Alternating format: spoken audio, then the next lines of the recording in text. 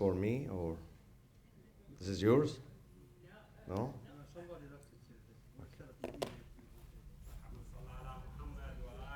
اللهم صل على محمد وآل محمد.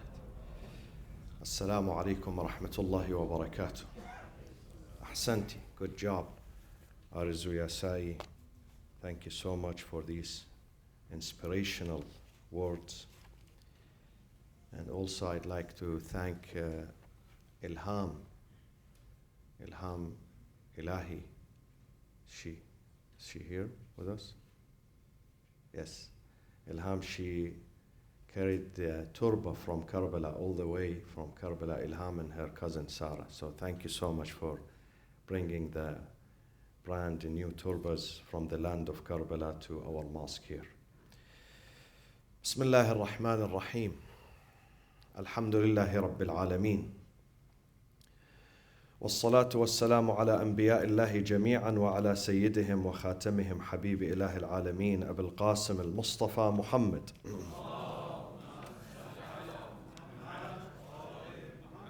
وعلى أهل بيته الطيبين الطاهرين المعصومين والصلاة والسلام على سيدتنا ومولاتنا فاطمة الزهراء سيدة نساء العالمين وعلى أبيها وبعلها وبنيها والسر المستودع فيها.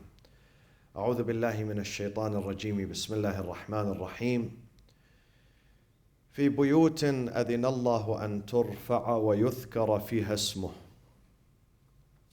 يسبح له فيها بالغدو والآصال رجال لا تلهيهم تجارة ولا بيع عن ذكر الله وإقام الصلاة وإيتاء الزكاة يخافون يوما تتقلب فيه القلوب والأبصار ليجزيهم الله أحسن ما عملوا ويزيدهم من فضله والله يرزق من يشاء بغير حساب.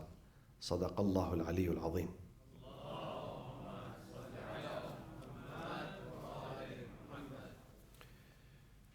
When our Lord speaks about the Prophet and his family, he begins with this sentence, في بيوت, in homes. And the bayt here does not mean the material house, the physical house. Bayt here is deeper. It has spiritual meaning. It has a deeper meaning. It means the institution of family, the institution of marriage. It means this sacred foundation where we are raised and nurtured.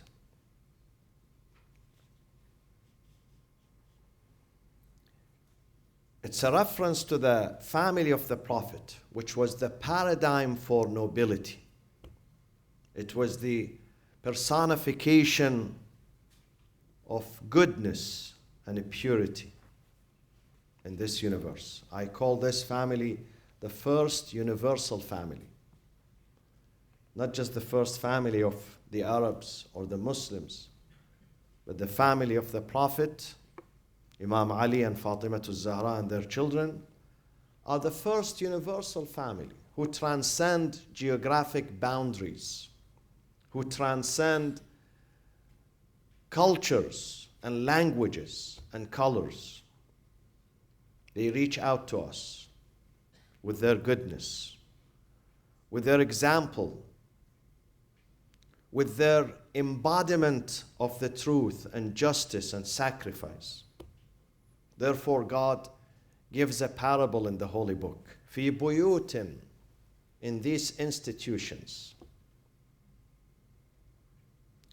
Why this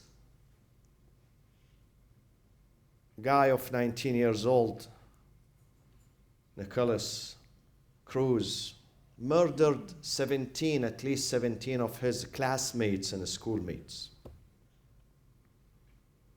If you ask me, I don't know him personally. But from what he did, I can tell you he was not raised in such an institution. Definitely he was not raised in an institution where the mother and the father teach their children sacrifice, where they teach their children selflessness. Because we are the products of our parents. We are the products of our families. Yes, there are some exceptions, few exceptions. Even when it comes to some prophets, where their children were deviants, the son of Noah was deviant. Why? Because they say it's the influence of his mother on him. Sometimes it's the influence, bad influence of the father. Sometimes of both.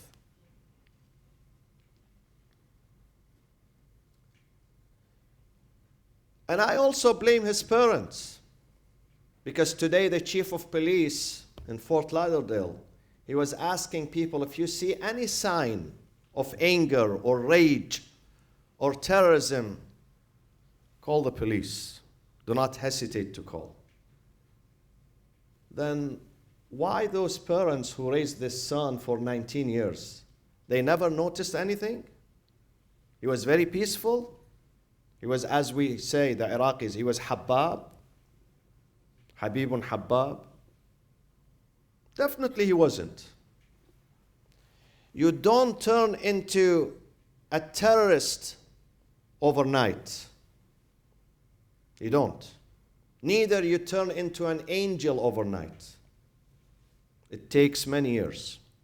So definitely his mother, she noticed his deviation. She noticed the grudge that he had in his heart. But she didn't report that. And if he has a father, definitely he noticed that. Because parents are the guardians of this institution, the protectors, the maintainers of this institution which is called family. And if sometimes, not always, if sometimes children are not doing good, then there is something wrong with the parents. The parents are not working hard enough to raise good children. They are not doing. في بيوت, Allah, when He speaks about Fatimah al-Zahra alayhi salam, He says she's a family, she's bait. She's an emotional, spiritual institution, not just an individual. She's an institution. It takes an institution to build children, to raise children. في بيوت أذن الله أن ترفع ويذكر فيها اسمه. They are the model of togetherness, the model of peace and security and protection, not just for their children, but for the rest of the society. They raise children that they put first and foremost the protection of their societies. Why did Imam Hussein give his life? Why? Nobody was threatening to kill him in Medina. If he had stayed in his house in Medina, Yazid wouldn't have gone to him to kill him. It was not about his personal safety and security. It was about the safety and the security and the well-being of the whole ummah, the whole society. This is why he gave his life. It wasn't just for him. It was for the entire society. في بيوت أذن الله أن ترفع ويذكر فيها اسمه. And therefore, Fatimah al-Zahra, I believe, is a source of inspiration for women as well as men, for both. We learn from her. We learn from Fatimah al-Zahra alayhi salam that we do not make materialism and material goals the centerpiece of our life. We don't make material gains the focus of our life. our life, our value worth much more, bigger than material gains. You are not here just for mere material profit. Don't measure yourself with the money that you make every day. Don't say, if I make $5,000 a day, then I am very important. And if I make $100 a day, I'm not very important. Don't measure yourself with material gains. All the prophets did not make money, but they made justice and peace and truth. They made something which is bigger than material gains. So those of you who are not doing well when it comes to money, don't worry. Maybe you are working at a bigger goal. Maybe you are achieving higher objectives. Higher, much higher than money. We must incorporate this in our life with our children. That go for values and principles, money will follow you. But if you follow money, you are not going to achieve these goals and principles. You are not going to do good.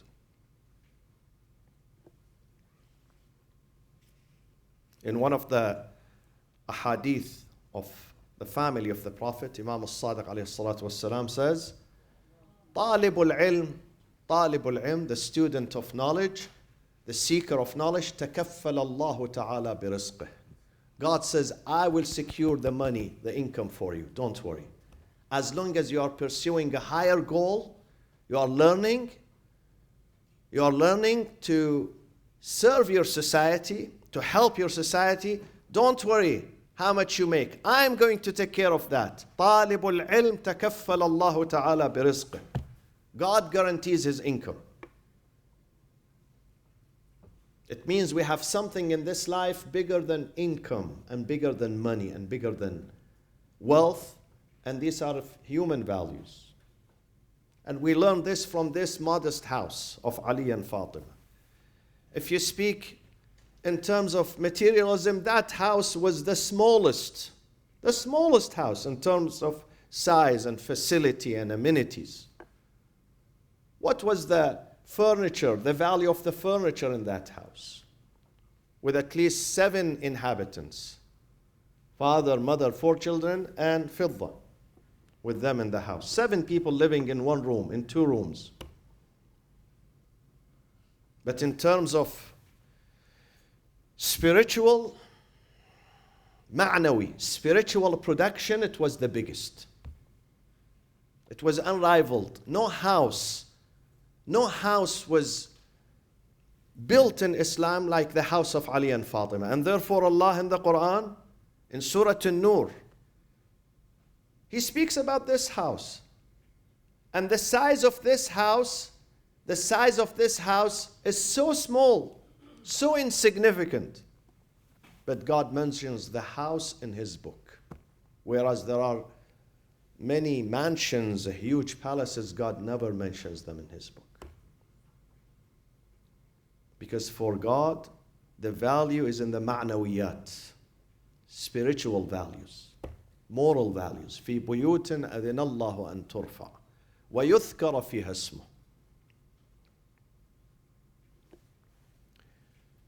So this is number 1 lesson we learn from Fatimah az-Zahra.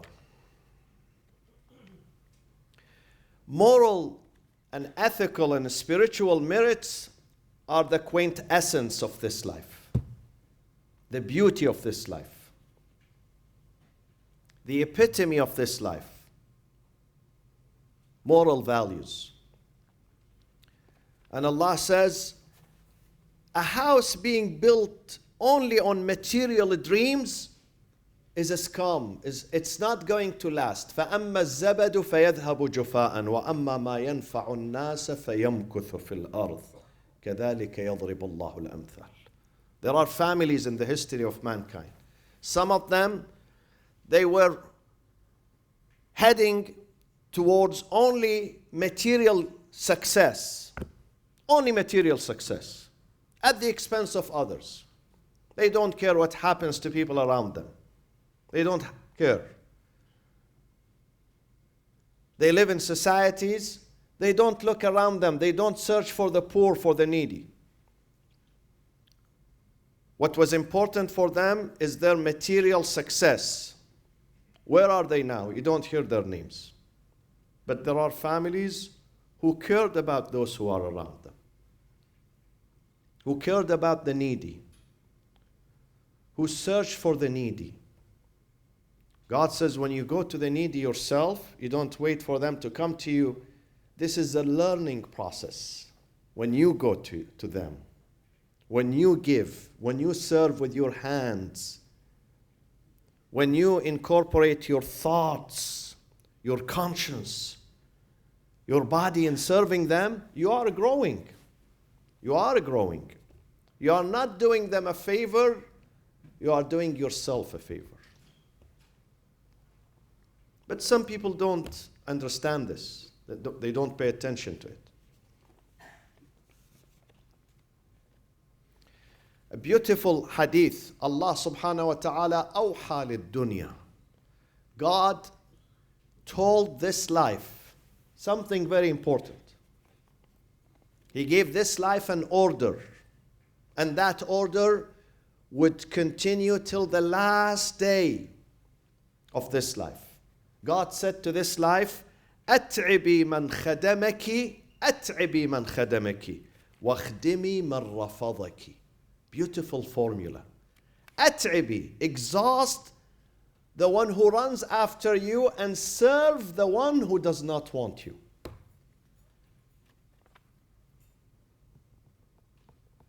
Life is like an arrogant human being.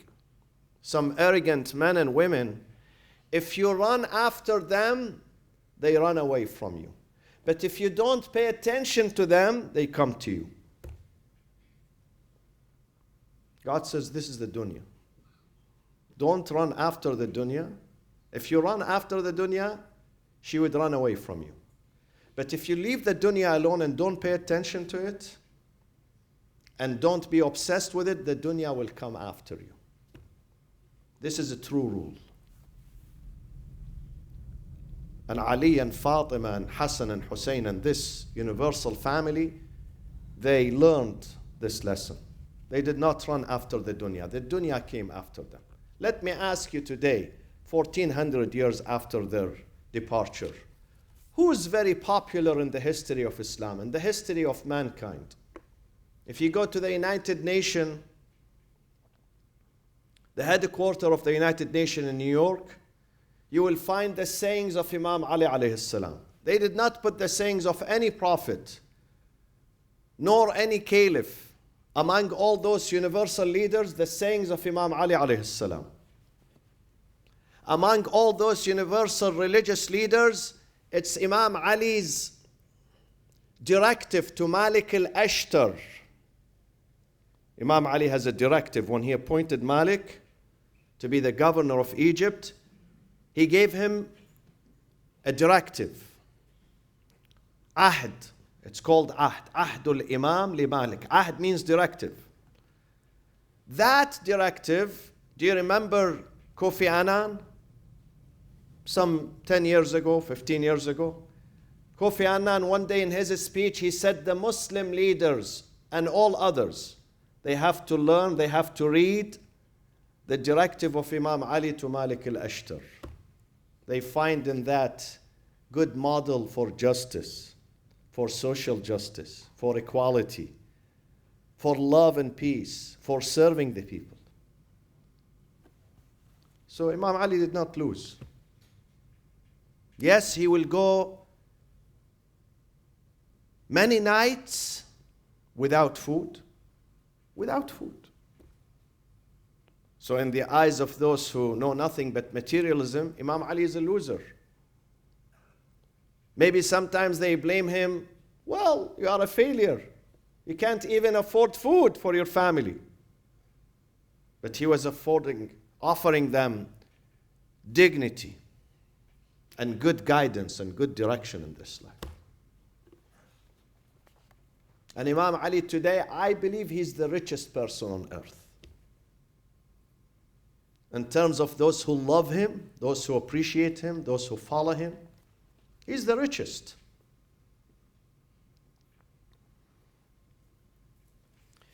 I always say to the young generation, when we discuss your life, your marriage, don't make the first item on the agenda, don't make it about money. Ask each other about what is our perception about marriage? Why marriage is important for us? Why do we get married? Why do we get married? This is an important question. People have different perspective, different perception, different understanding of why we get married. Ask people yourself, you will find. Some of them, they focus only on the material, on the physical side of marriage. Some of them, they don't mention the physical side. They mention values. They mention protection. They mention growth. They mention service to the humanity. So it has different perceptions. And this is why today some families are successful and some families are not successful. Depending on how do you look at this institution. في بيوت أذن الله أن ترفع ويذكر فيها اسمه. The second, my friends, if you ask me what is the most important thing in this life, what is it? What is the most important thing in this life? More important than air, than food, than drink, than shelter. The most important thing in this life, our relationships. First of all, with God. And second, with the people around us. The vertical and the horizontal. They integrate each other. And they depend on each other. The better is your vertical relationship, the better also would be your horizontal relationship with your parents, with your family members, with those who live in your neighborhood, with those who know you. They enjoy you. Try to protect these relationships. And it requires a lot of talent and effort and sacrifice to protect these relationships, to develop them.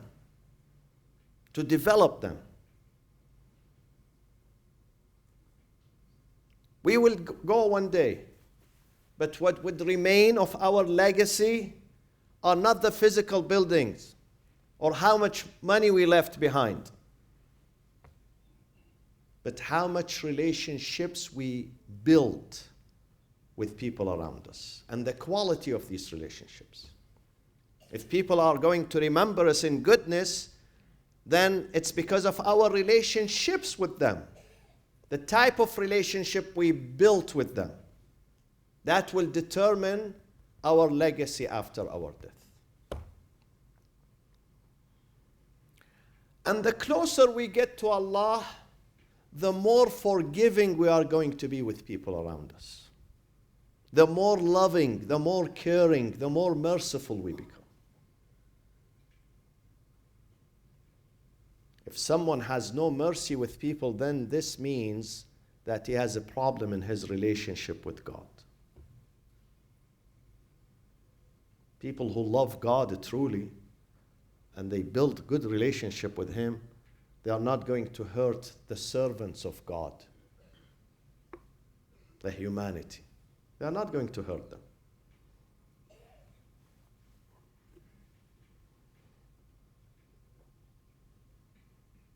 Imagine after our death, if we leave behind wealth, but our relationship with people is sore. Nobody likes us. Nobody respects us. With that wealth that we accumulated, would that wealth would help us after our death?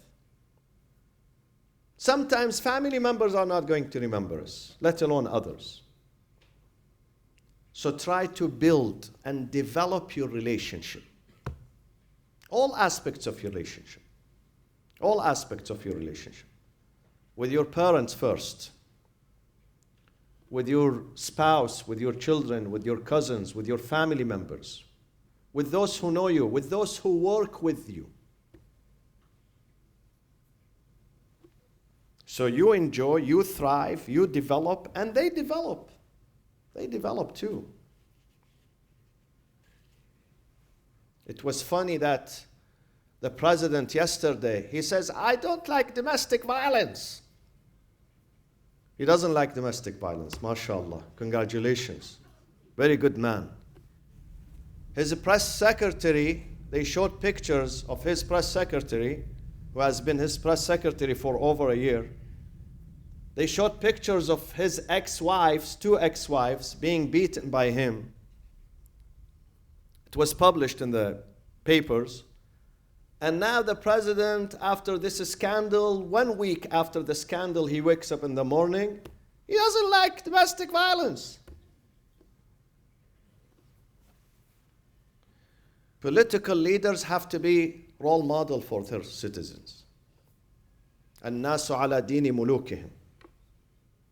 Do you know that in this life, it has been proven that political leaders have more influence on their subjects than religious leaders and teachers and mentors. And therefore, when the political establishment is corrupt, don't be surprised, don't be shocked that the society becomes corrupt. الناس على دين ملوكهم. People follow their political leaders. In a country where political leaders are honest, people are going to learn honesty. Slowly, they learn it. These are messages that political leaders send to their people. But if the political leaders are liars, abusive, not only they abuse power, they abuse those who are around them, their spouses, their children, their friends, that will transfer to the people indirectly. These are messages that leaders send to their subjects. Imam Ali alayhi salam, he used his mercy, his rahmah with Fatimah al-Zahra at home. Fatimah al-Zahra, she used her respect first with her husband and her children. And then she extended that to the outside world around her. She was a model of mercy and respect at home. At home.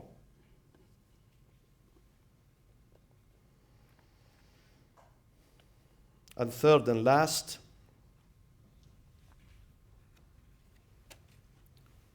the most important goal in this life. The second point was what was the second point that I mentioned? The most important thing, relationships. Now, the most important goal should be in this life, taqwa Allah subhanahu wa ta'ala.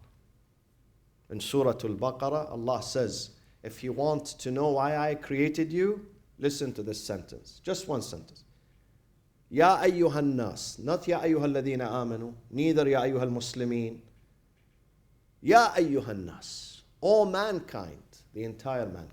U'budu rabbakum, alladhi khalaqakum, وَالَّذِينَ مِنْ قَبْلِكُمْ. Worship your Lord who created you and those who came before you for one reason. لَعَلَّكُمْ تَتَّقُونَ. So you may become reverent. لَعَلَّكُمْ تَتَّقُونَ. You may become self-conscious. You may develop self-control. لَعَلَّكُمْ تَتَّقُونَ. That is the ultimate goal. And the family of Ali and Fatima alayhi salam were the model of piety and taqwa.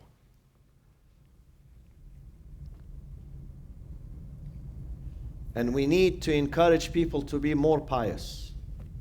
Those who are pious are harmless. They don't hurt. Those who really fear God, and they really love God, and they really listen to God and obey God, they are not going to be harmless. Neither they hurt their own selves, nor those who are around them. And they wish all people goodness. And you feel safe when you are with them. You feel safe. And that is the beauty of this life. The beauty of this life is that when you live with a family, you feel you are safe. You feel there is mutual trust. In some Muslim countries or Muslim societies, people don't feel safe. They can trust no one. They can trust no one financially, no one socially. They can trust no one. Where is the beauty? What's the value of the prayers? What's the value of fasting? What's the value of being Muslim? If you can't trust anyone around you, what is Islam? Islam is just 5 daily prayers, up and down? Or Islam is a conduct? Islam is a way of life. Islam is what the Prophet says, Al-Muslimu man salima an-nasu min lisanihi wa yadihi. Probably this is the most beautiful sentence the Prophet says. Al-Muslim man salima an-nas. All people are safe with him or with her. You don't worry about him. He's not going to invade your life. He's not going to inflict damage on you. He's not going to betray you. He's not going to let you down. You feel safe. Man salima an-nasu min lisanihi wa yadihi. His talks, his actions are safe. He's not here to damage. He's not here to hurt. He's here to build. This is Islam. But unfortunately, we forget about the core of religion, the essence of religion, and we hold to the shell, to the cover. I was in a country in North Africa, and a man came. The taxi driver said to me, if I take you to the capital, when I come back, I will be bored. So would you allow me to take a friend of mine? I said, okay. So we picked up that friend from a mosque, imagine. He had just finished his prayers. As soon as he came, he asked me about me and my nationality. Where do you come from? He was good in the beginning. The moment he knew that I'm from Iraq, he asked me, where about in Iraq? I knew why he is asking me. Wants to know whether I am this or that. I said Karbala. He changed 180 degrees. I offended him when I said I'm from Karbala. He doesn't know anything about me. So he insulted me and he insulted my madhab, my tradition. I said to him, listen man, is this what you just learned inside the mosque a few minutes ago? Is this is what the prayers teaches you? To insult people even without knowing them? Our Prophet says, Al-Muslimu man salima al-Muslimuna min lisanihi wa yadihi. You know nothing about me. What do you know about Shia? What do you know? Tell me. Other than what you hear in the media. Have you read a book? Have you met a scholar? What do you know? You live on rumors and gossip. So he was embarrassed. He shut his mouth till the end of the trip. We don't learn these things. In the masjid, we learn how to respect others, how to give them the benefit of the doubt, how to respect them even if I disagree with them. Even if I disagree, I must respect the human beings. And I leave God to judge. God says to the Prophet, you, Ya Muhammad, with all the greatness that you have, all the knowledge, you can't force people to follow you. Just go and remind them. You can't punish them for not accepting you. You can't punish them. If they don't carry a weapon against you, if they don't attack you, don't go after them. Leave them. فَذَكِّرْ إِنَّمَا أَنْتَ مُذَكِّرْ لَسْتَ عَلَيْهِمْ بِمُصَيْطِرٍ. You are not musaytir. Means you are not controller over people. Leave them alone. We are not here to force. or enforce something on people. The most beautiful thing God has given us is a free choice. Free choice. إِنَّا هَدَيْنَاهُ السَّبِيلَ إِمَّا شَاكِرًا وَإِمَّا كَفُورًا. The greatest verse in the greatest chapter, chapter 76, Surah Al-Insan. God calls this chapter Insan. Why? Because the identification of a human is gathered in this chapter, Surah Al-Insan. Why it is called Insan? If you want to know yourself, read this chapter. And then God gives an example of the best Insan. He speaks about Ali, Fatima, and Hassan and Hussein. In this chapter, وَيُطْعِمُونَ الطَّعَامَ عَلَى حُبِّهِ مِسْكِينًا. God says, I tell you who are the good ones. Those are the good ones. Those are the real Insan. An Insan is even higher than mu'min. Because sometimes someone says, I am a mu'min.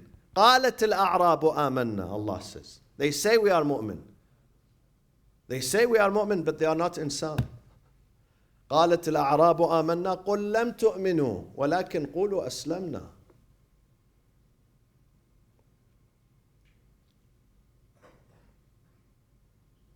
The relationship of Fatima with her children was so close. When Fatima was on her deathbed, she asked Fidda,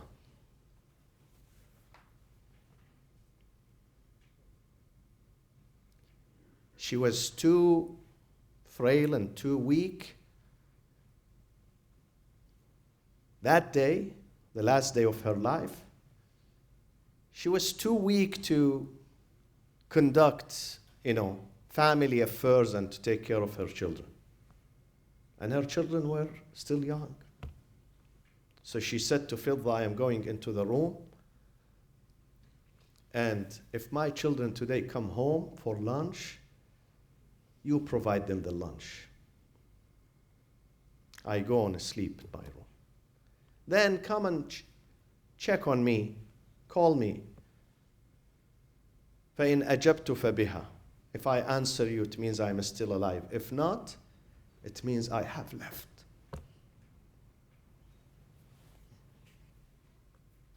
And look at the relationship between the mother, genuine mother like Fatima and her children.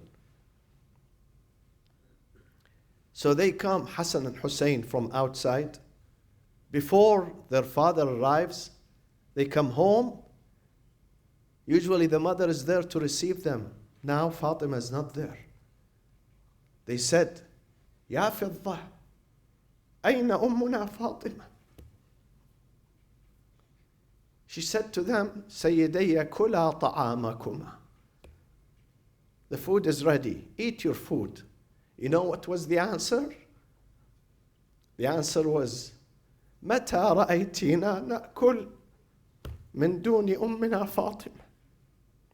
Have you ever seen us eating alone without our mother? So when she insisted on them, they knew that something is wrong. They went into the room. She tried to hold them back. She could not. So they went. They saw their mother on deathbed. Imam Hassan, he goes and he sits next to her head. Imam Hussein, he chooses to sit next to his mother's feet.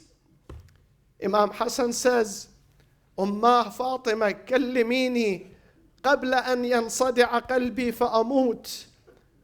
Oh my mother Fatima, please talk to me before my heart explodes and I die. But look, listen to the sentence of Hussein. You know what he says to his mother? He says, Ummah Fatima, kallimini fa'ana waladuk al-Hussein. He just mentions his name because he knows he's loved so much by his mother. He says, kallimini fa'ana waladuk al-Hussein. I am your son Hussein, please talk to me. When they did not hear an answer, they left the house, running back to the masjid. The companions, رآهما صحابة رسول الله قالا لهما ماذا حدث يا ابني رسول الله? What happened to you? Why are you crying? The answer was أوليس قد ماتت أمنا فاطمة. We lost our mother Fatimah. إنا لله وإنا إليه راجعون وسيعلم الذين ظلموا أي منقلب ينقلبون والعاقبة للمتقين. وصلى الله وسلم على سيدنا محمد وأهل بيته الطيبين الطاهرين.